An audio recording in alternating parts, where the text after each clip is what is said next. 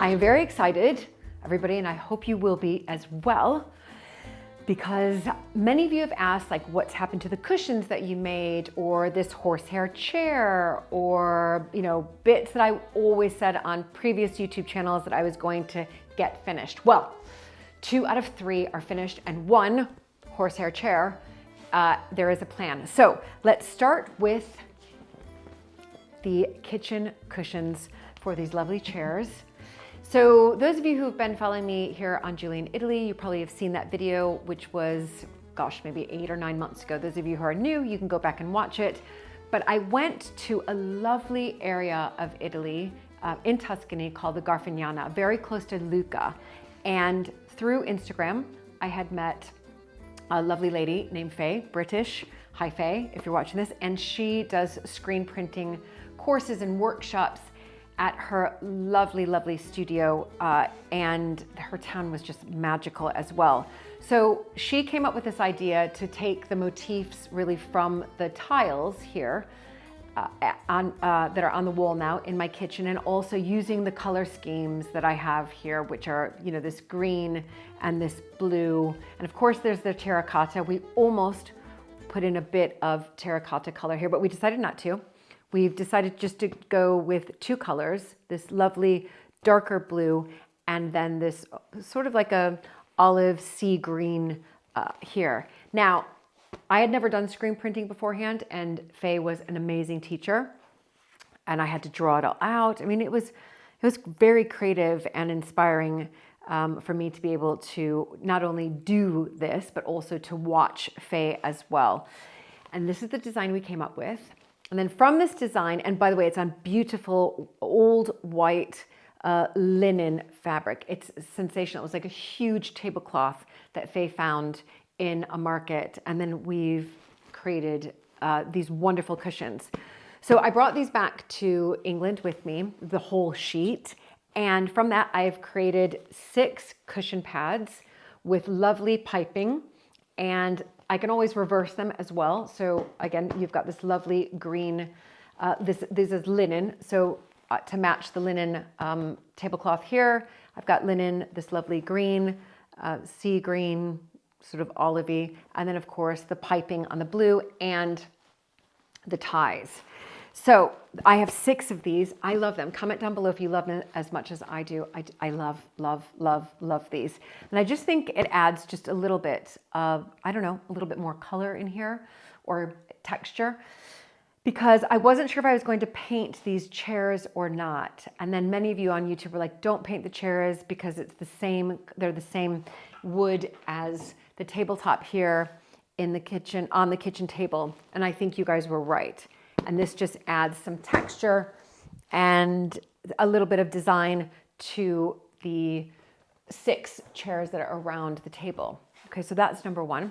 Also, because I had so much extra, when Faye and I had finished doing the cushions, we had a little bit extra on the lovely linen tablecloth. And so we just did this blueprint, and I was able to make it into a cushion, which is going right here on the sofa. Okay, that's number 1. Number 2 are these lampshades. I've said in a previous video, because I had put sort of linen, kind of a khaki color on, but they were much smaller. They weren't right. I knew that they weren't right. They were temporary. But now I have the proper ones. Again, linen here, block print, and I found these in London at a wonderful lamp store called Pookie.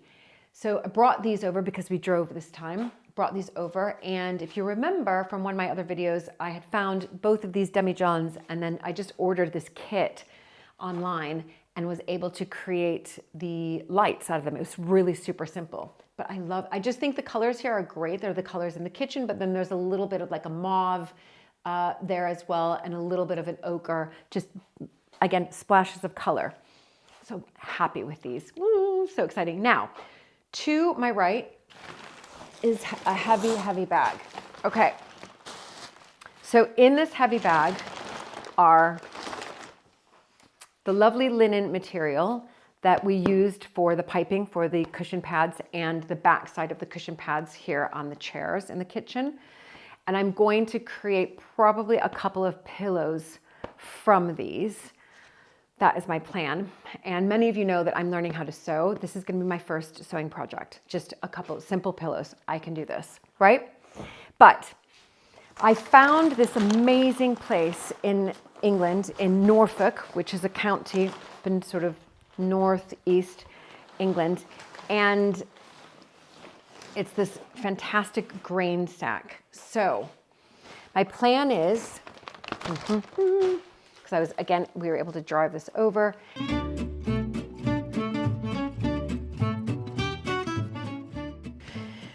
You guys, I absolutely love being here on my terrace in Italy because it is the perfect place for me to move my body. And as I get older, I've realized that building strength is not optional, it's actually essential. And as we get into our later years, we naturally will start to lose muscle unless we train to maintain it. And that loss can affect like our metabolism, our bone health, and even our balance. So strength training is what truly keeps us strong and energized. And that's why I'm so glad that this video is sponsored by Get Healthy UTV. I can take it anywhere, even here in Italy. And since starting, I have felt such a difference, like stronger muscles, more tone, and just like leaner, better energy overall. And they make it super simple, you guys, with like so much variety. So you can focus on strength training like I'm doing, or you can mix it up with like yoga, bar, HIIT, even low impact workouts. And the trainers are amazing, you guys. They guide you through proper form, and there are new workouts added all the time, so you're never gonna get bored. And here is something very exciting. So the first 1,000 of my subscribers here on YouTube, all you need to do is click the link in the description down below and you guys will get a full year of premium membership for just $1.49. That's it. So hundreds of workouts plus live Q&As with the trainers, all for less than the price of a coffee. So if you want to build strength, you guys, it's one of the best things I've ever done. And then protect your bones, stay healthy at every single age. Join Get Healthy UTV today. Those of you who have been watching my channel for a while, you know about this horsehair chair. And this is a chair that I found in England. It's Edwardian, it's beautiful. I didn't know it was horsehair until I completely stripped all of the upholstery off. It was this ugly pink color and it was stained. I did it just right outside at the front of the house here. And then lo and behold, I was pleasantly surprised to find this beautiful frame, a beautiful timber frame. And because the pink fabric had covered the entire chair, I wasn't sure what was underneath.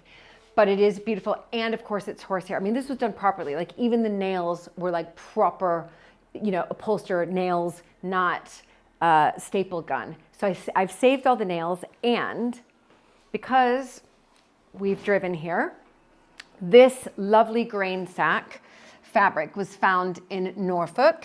I absolutely love it, love it, love it. I think it's gonna work so well with the colors here in the kitchen. I'm finally getting it done.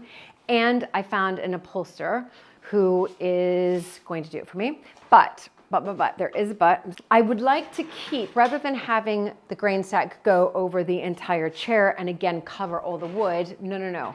What I want to do is I want to keep the frame that you see, so elements of the frame, and then sand this off, which I'm going to do using 120 sandpaper. Then I'm going to put a dark stain on it. And then once I talk to her and bring this, which keep following the video, you will see, ask her the questions on what she thinks about how much of the frame can still be left exposed. Can we keep the horsehair? The other thing is that I quite like the back of this chair. I think that this is really pretty. So do I keep that just exposed like that? So lots of questions, but what I'm gonna do right now is sand this. It's not gonna take very long at all. Give it a good stain so that it's prepped and ready for when I bring the chair to her. But I think the grain sack material is absolutely perfect. I mean, look at it. It's so perfect. It's just gonna be, it's gonna be great. Great. Oh, and a couple of other things. Now, if you remember the cushions, here we go, that I just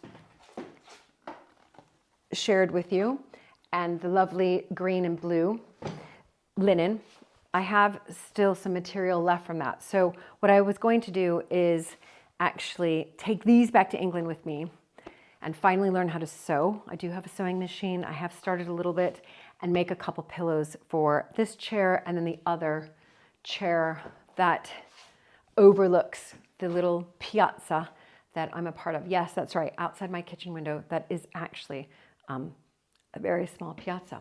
I forgot to mention the holes in the chair from the original lovely nails. I'm going to keep the holes because I think it gives the chair character. And so I'm just gonna sand the bit of the sort of corking glue there and not cover the holes, and then stain. I just think it gives it, like I said, character, and it's part of the chair. It's like patina. Anyway, here I go. Okay, this is the place, hopefully it won't rain, that I'm going to sand and stain. Ready, ready, ready. And I think it's going to be transformed, well, as far as it can be before it is reupholstered. I'm very excited. Let's go.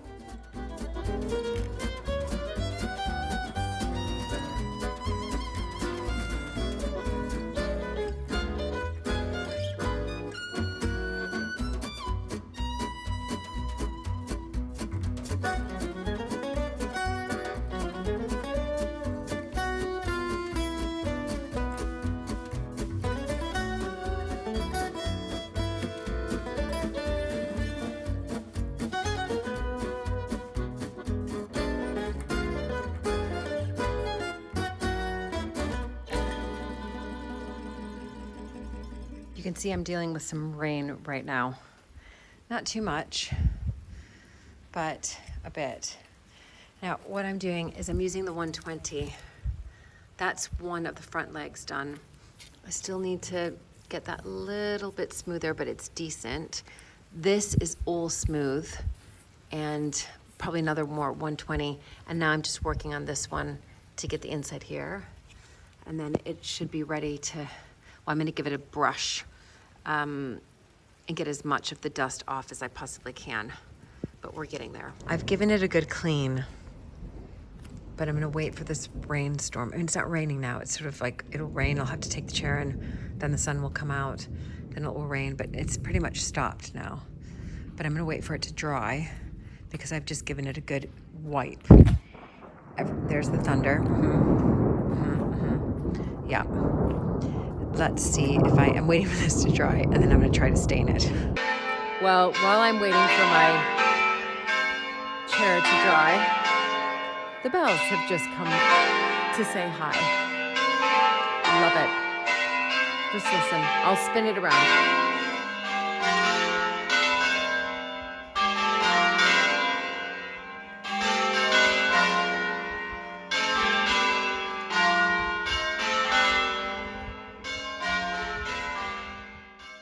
Rain, rain, go away. I have a chair that I need to stain.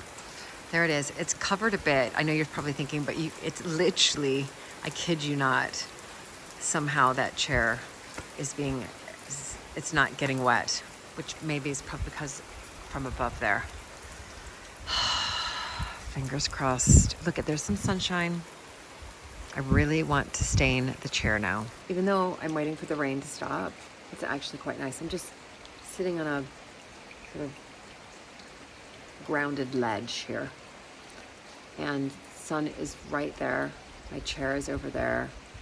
I'm waiting for the rain to stop because I'm excited to stain this chair. Now, I thought I would just take this moment while the rain is starting to soften and lighten, that my plan is to stain it what I can, but once I meet the upholsterer and we decide a plan of action, it might mean that I'm gonna bring the stain as well, that she might have to do some of staining depending on how much the horsehair we take back, or look at, can you believe it's beautiful sunshine on my face, pouring with rain. Please let there be a rainbow. I was about to say, please let there be an umbrella. No, a rainbow. I don't have an umbrella. It's in the house, but I'm protected here. So that's what I'm thinking. I mean, this will be an interesting conversation because it'll be in Italian. I hope I can film some of it for you, but possibly not. But I'll film me going there and dropping it off, and then give you a recap about what happened inside in case I'm not able to film. But I have some photos, some images, so that she gets the right idea of some of what I'm looking for. And I'm going to bring all the old nails. I'm sure she has nails as well, but I think it's quite nice to reuse the nails. And yeah.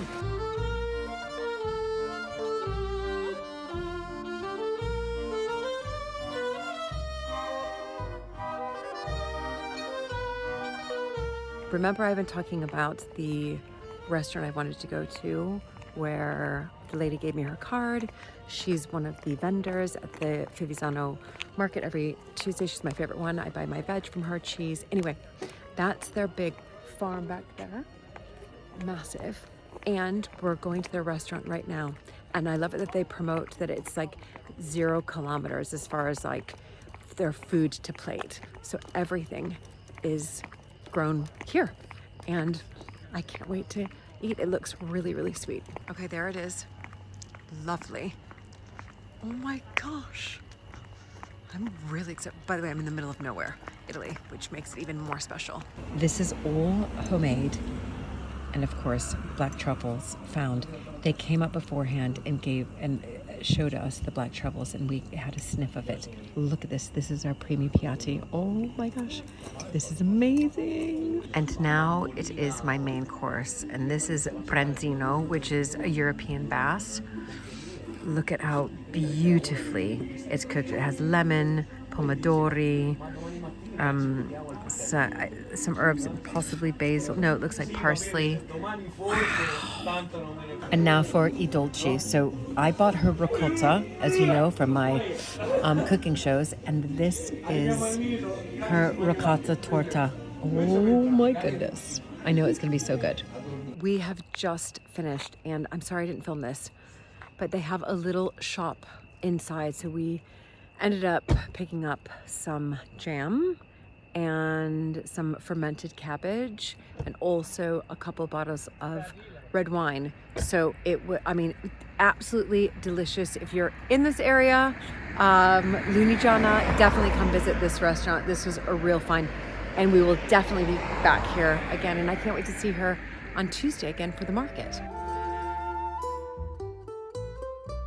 I've packed up the chair, and as you can see, I did not stain it in the end because I want to talk to her first and just see what she thinks on keeping some of the material where it is, the horsehair, etc. And so I thought better not to stain when it's not finished, and she might be able to do it as well. But you can see I've sanded it down. I'm really quite pleased. This is all smooth. May not look it on camera, but this is all smooth, and it was really awful beforehand. And these are the bits I want to keep though. So I want to keep the nails, the nail markings, but I have brought the old nails as well. So let's see what she says. Fingers crossed. All right, we're just gonna pull in here, and here we go. Here I am. Forse, ma tu pensi che meglio con o senza? Anche i chiodi così rimane un po' più con le borchie è un po' più rustico, un po' più rustica forse. Un po' più rustica, sì. Sì, esattamente, io capisco.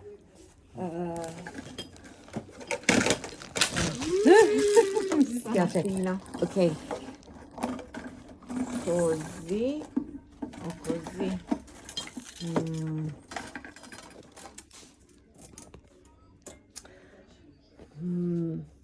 So. No, Noi abbiamo queste, e se no un bordo, però coperta forse mi piace più un fabbrico, un tessuto? sì, like un sì, esattamente. Sì, esattamente. Cioè, Però no, così no, ci vuole sì, ci quello vuole piatto. piatto. Strato. Ah. Sì. Ok. Forse. È solo qui? Dove lo metteresti? Da tutte le parti, direbbe tutto dove, Ah, ok. dove, Sì, sì, dove sì. la stoffa, dove si attacca la stoffa. Ok, ok. Per cui viene anche qui davanti, Sì, bellissima. qui così, tutto qua intorno. Sì. Perché dove c'è la stoffa copre dove la stoffa viene attaccata, dove ci sono i punti. Io capisco. Ok, forse io penso che è meglio usare qualcosa da qui e mi piace.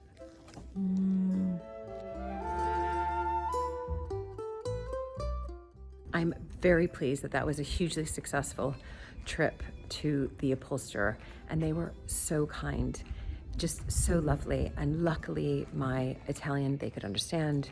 I said to them afterwards, I was like, "Mi dispiace per la mia italiana," and they said no, which means I'm sorry for my Italian. And they said no complimenti. They said they could understand me completely, so thank goodness. And for the most part, I could understand them. I mean, hand gestures help as well, but there is a plan, because what I wanted to do was keep some of the legno, the wood, and so that it still could be shown, and you could see kind of the character of the chair, because it's a lovely Edwardian chair. But I also decided to keep the back of the chair libero, so free. So as in, we're not going to reupholster the back. I just really like that look. And again, it shows the character of the chair. So then we've figured out which bits of the legno we're going to keep free, and then which bits we're going to cover. And then of course there was piping, so they're not going to use the old nails. I asked them, they were like, no, they're gonna use a staple gun, but we need to be able to cover the staples. And so I looked through that book. I didn't like any of the piping there. So then we agreed on the piping that they'll use the linen from the same piping that's on the cushion pads in the kitchen. So I'm just recycling because I have some extra of that. And it's gonna be a little bit thicker piping because the way the staples are gonna be, they're gonna be quite thick and like long. So we need to make sure that they're covered, but I think it's gonna be great. I think they're really excited about it. Obviously the grain sack was quite heavy material, but they feel confident that they can do it. Now, as far as like staining it, I'm gonna have to do that when it comes back. So I'll have to like tape it all up, stain it, and then I'm gonna ask Matteo to fix one of the legs. But that's for when it's back. Anyway, all very exciting. Now I'm gonna go have an Americano and just unwind before I start to look at the outside of the house, the facciata, which is the rendering, because there's a real problem there, like I have a water problem, so I can't re-render until we get that water problem fixed. So here we are outside of my house, kitchen window, and you can see there's some issue going on here. Not only is the rendering falling off, but that area is a bit damp. You can see the discoloring, and in particular when it rains, it becomes even more damp. And that damp is then heading inside the kitchen and even underneath here. So this is un grande problema, quite a big problem, because I need to get this fixed and find out the problem before I can re-render the house. So you know where I am. There's my front door, and this is quite bad as well. So bits are flaking off everywhere. And but again, I can't re-render this until we find out the damp problem. Now I'm gonna go to the other side of the house, because there's 3 sides that you can see. And you can see this color because it hasn't been in the sun near as much.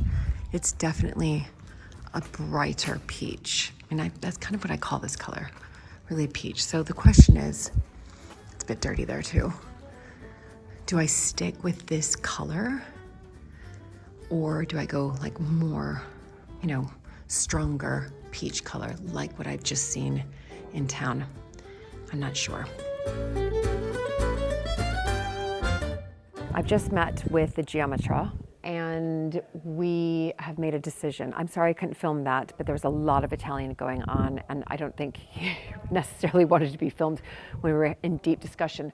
So they're gonna look at this and see if they can find where the water is coming, but he doesn't actually think that it's water from the inside. What he thinks is that during the winter, l'inverno, you have a lot of rain hitting it, a lot of ice. It does rain up here quite a bit in Fivizzano, and it's just hitting this side. So it's more of an external problem. And so what they want to do is they want to put some protective layers like underneath it when we re-render, or what's called facciate. So he's going to look at that. That's all fine, but it's even underneath as I showed you beforehand. So he definitely advises getting that done. Then we've got over here. Now this is what's really interesting, is on this side, as I mentioned to you earlier, this is coming off. But what he said to me was that this is actually not done properly. Basically, it's cement here, and then it's just been, in one sense, kind of painted on.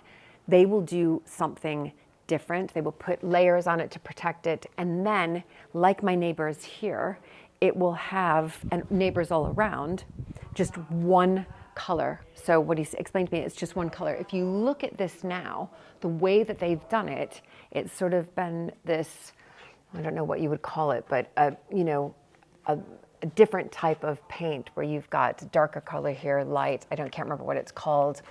And I like it, don't get me wrong, but what he said is once they do it, it'll just be one big color rather than this. And comment down below if you know the word I'm thinking of. I can't right now because I've just spoken Italian, and so my head is full of Italian and English words. But he said, definitely, we have to take this down. This is not good. And we'll have to do the same thing up above. Even though the up above is fine, it will be two different colors. It won't look right. Now, what's really interesting, last wall, is this one, which is the good news because I don't have to do this wall. So this was done differently. It's actually done, what he said, the right way. And he said, this is fine. We have to clean it a little bit. He said, don't even, they might fill in the cracks a bit, but this is actually okay. Give it a good clean. And so we're going to keep this as it is. But as far as changing the color, not allowed. As he said to me, I'm in the historical part of Fivizzano, and that you have to follow guidelines. And so there are only certain colors that I can use. So he's going to give me, first of all, a quote for doing the two sides, but also give me an idea of the colors that are similar to this color. So it will be, again, similar to this, but it will look better, and it will be, as he mentioned, like my neighbors and my neighbors here, just one color here. So this side might be a little bit different from the other side, but he also mentioned that what they can do is once we decide a color, this is going to be much easier to just paint it the same color. So that's, anyway, long story short, what I'm trying to get at is that I don't have to change this, but I am, because I'm just going to paint it the same color as those other two that need to be done. Does that make any sense right now? So yes, all three sides are going to be the same color. They're going to be a unified color, but this is going to be the easier of the two.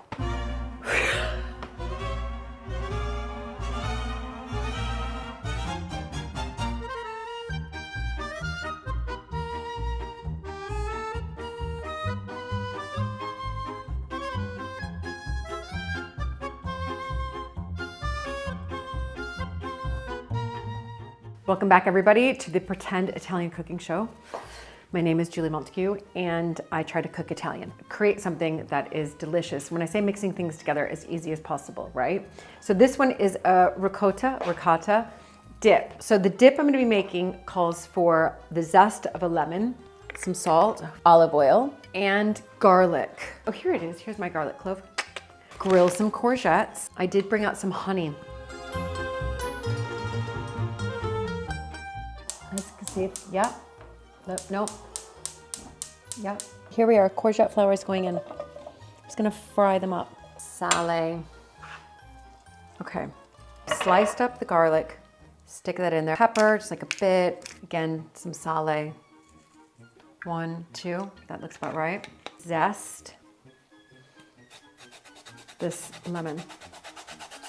Use your muscles, Julie, in this. Courgettes are finished. I've just sliced up 2 pieces of Italian bread. This is so good. Try to make it look a bit pretty-ish, but it's hot. There we go. Oops, that one. Okay. And I think it could look pretty good. Just a bit of honey. There we go. Okay, there's my bread. Yum. This is the test. It's hot, it's hot.